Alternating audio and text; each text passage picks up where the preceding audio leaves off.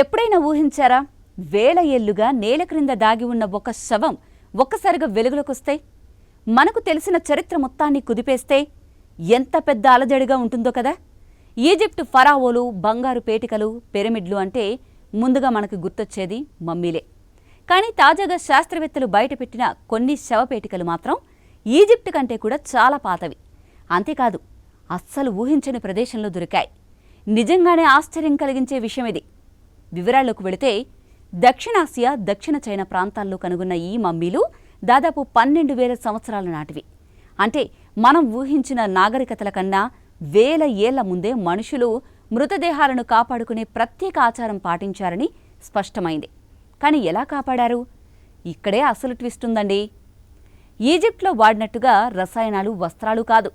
వీటిని smoke mummification అనే ప్రత్యేక పద్ధతితో రక్షించారు. అంటే మృతదేహాలను మంట దగ్గర పొగలో మెల్లగా ఉంచి ఎండబెట్టడం. ఎముకలపై కనిపించిన కాలిన గుర్తులు, పొగ అవశేషాలు ఈ రహస్యాన్ని బయటపెట్టాయి. దీనివలన అవి సహజంగానే శతాబ్దాల తరబడి చెదరకుండా మిగిలిపోయాయి. ఎముకలపై కనిపించిన కాలిన గుర్తులు, పొగ అవశేషాలు ఈ రహస్యాన్ని వెలికితీశాయి. ఇది కేవలం మృతదేహాన్ని కాపాడుకోవడమే కాదు, ఇది ఒక ఆచారం. పరిశోధకులు చెప్పిన దాని ప్రకారం ఈ ఆచారం వెనుక కుటుంబ బంధాలు, ఆధ్యాత్మిక విశ్వాసాలు, మరణానంతర సంబంధాలపై నమ్మకం దాగి ఉంది. ఆశ్చర్యకరంగా నేటికి న్యూ గినియాలో కొన్ని తెగలు ఇలాగే స్మోక్ మమ్మిఫికేషన్ పద్ధతినే పాటిస్తూ ఉన్నాయి. అంటే మమ్మీకరణ అనేది కేవలం ఈజిప్టుకే పరిమితం కాదు. ఇది మానవ జాతిలో సహజంగానే పుట్టిన ఒక ఆచారం. నాగరికతల కన్నా ముందే మనిషి తన ప్రియమైన వారిని మరణం తర్వాత కూడా దగ్గరగా ఉంచుకోవాలనే తపనతో ఈ పద్ధతులు పుట్టాయి.